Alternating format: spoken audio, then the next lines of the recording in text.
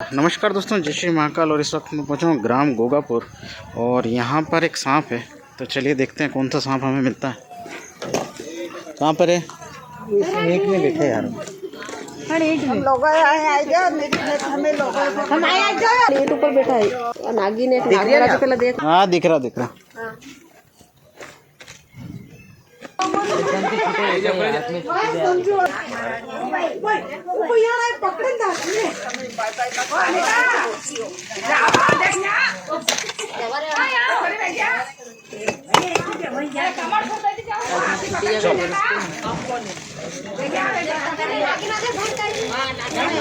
अरे नागिन ने जो भी है था